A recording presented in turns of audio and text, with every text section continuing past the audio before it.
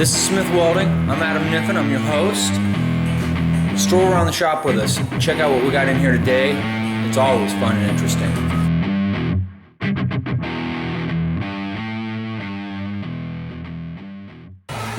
Tuesday morning. Monday had jacket shit going on really to show off. I'm going to show you what the big JC's up to today. He's not busy. Saving the world. We got a little Yamaha gas tank in. We're going to go ahead and sandblast the fork seal parts and paint them. Because the chrome's all pitted up. All it wants is just to paint them. Same color. Fork ears. We may end up sandblasting those if the sandblaster doesn't damage them.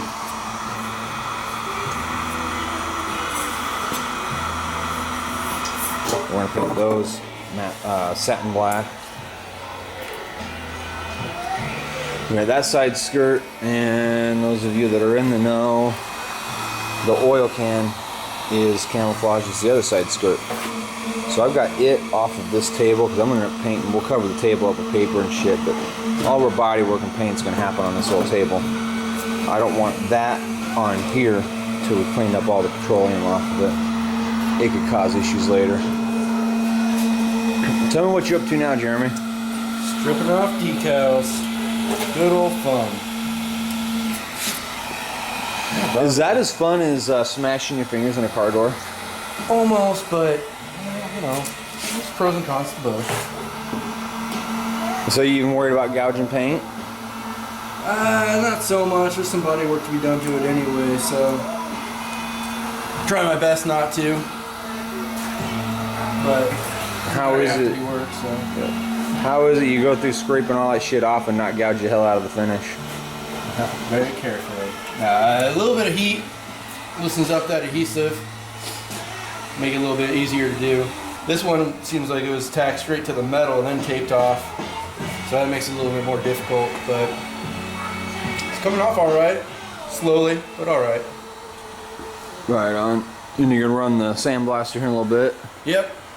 As soon as that Teflon tape for the fix works. Oh yeah, we use a Teflon paste most of the time, and Jeremy went a little crazy with the Teflon paste. All it takes is like a little pinhead drop of Teflon paste. He got the whole thread body on that fitting. It was great. Kent Brown's Easy Step pickup accessory just left. First production level piece left. It's a long ways away from being smoothed out and mass production ready, but man, it felt good getting rid of it. I didn't make shit on it, not for what it took me to do it, but you know, we've got production on it. He's gonna let us produce them for him and so forth. All that bullshit aside, we got this little motorcycle. Let's check this out. I'll show you what the boys worked on today. We DA'd a bunch of it down and sandblasted the little shit. It just, the paint job on it wasn't horrible. We could have went right over it and so forth and so on, and I elected to I said just strip it down, get it gone, strip it down and start over. We have minor imperfections now there to deal with. Some beautiful TIG welding and brazing. I was worried about blowing through these fork ears. You can see that. It's got some rust inside I'm mildly concerned about, but do a little tapping, some body work on that. These were chrome. This is actually what started the sandblasting to begin with. We got down to the nickel. For our purposes, we can paint that. This just got sanded. It's plastic. Got sanded down. This is the oil can. Jeremy hit it with brake clean before he left. So we'll clean it up tomorrow. I'd love to sandblast it, but I'm not going to take a risk of getting sand in the oil can. Inside, we're just going to seal it. We're just scuff down and make it decent and seal it.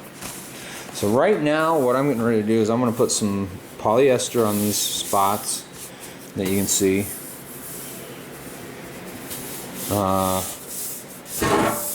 Get this gas tank about ready. It's supposed to go out tomorrow. That gas tank's supposed to go out tomorrow. I will be getting a hold of the owner and just let him know, hey, it didn't happen that way. It didn't work that way. I sent him pictures. He's a very visual person. So instead of having him ask me to send him pictures of stuff, from now on I just send them. We had an issue with the Honda gas tank that we did not paint. It's the orange one that well, his previous paint guys did. The decals sucked. The paper stuck to them. We got one partially on. It was so jacked up we couldn't use it. We couldn't put it on there and leave it. So I got it pulled off there. Jeremy got it pulled off there before it adhered to the paint and ruined the paint job. Because I don't have any of that paint. I didn't paint that one. So we're waiting for those decals to come in from Canada again. I sent him photographs. I've got the old ones sitting here hanging out.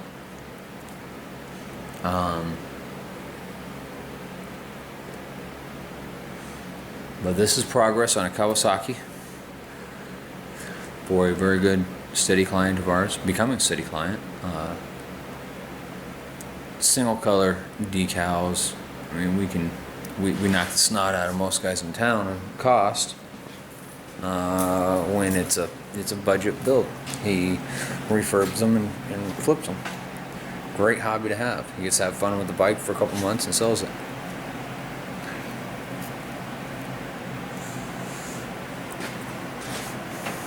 Here's something for you folks. What the hell is that from? What is that from? Is that an old tractor emblem? Is that what that is? That was in my uncle's stuff. It's aluminum. Was aluminum.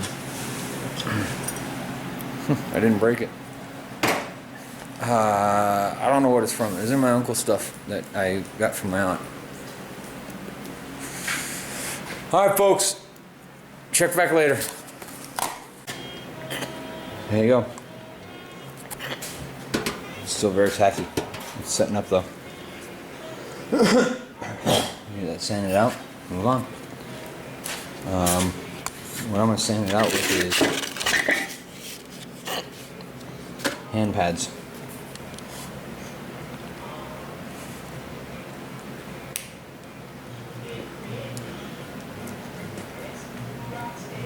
Should bring out all the imperfections. Block it out a couple times. Seal it. Shag on.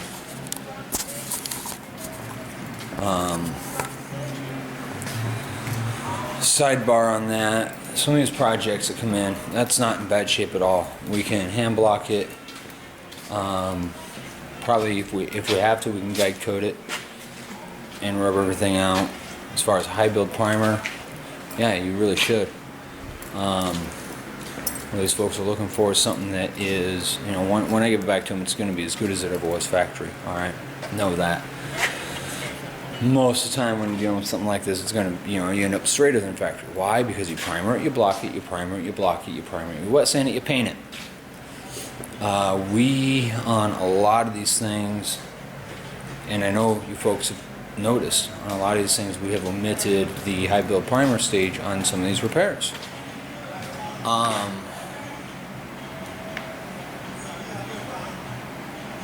We make it work because we're very tedious on the body work done and the grades of sandpaper we go down to. Nothing gets finished off with less than 320 before I put sealer on. The sealer builds slightly. 320 scratches are fine. 180 scratches will show up. So somebody's going to call me on it at some point. No, I'm not skimping, I'm not cheating, I'm not stealing. We're making the short way around. it cuts the cost on these in half for the folks to get them done. And that's the difference between eating and going hungry some days, you know? And everybody knows the score. Folks, take care. We already went over our hours. Bucket.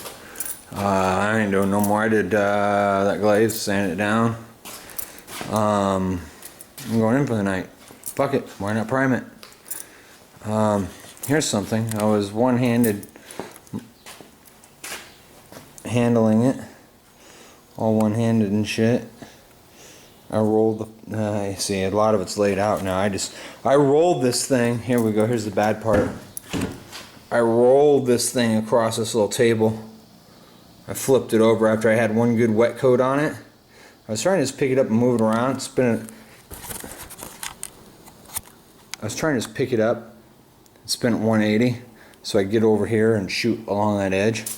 And I rolled the damn thing over. So after that, I just loaded up a little more primer, 2K, high build, and just unloaded on it. It'll be cured up by morning. And I shall be absolved of all my wrongings after a brisk sanding with 180. I didn't slick sand it. It wasn't that bad.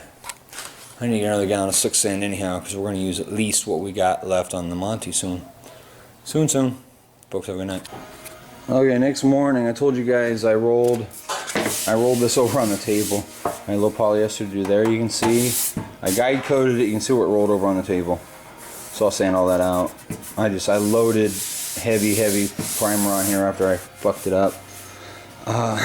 So I'll finish blocking this out, find out my low spots, throw some polyester down, and we'll take it down to a 600 wet sand when it's all said and done, and get her in paint. So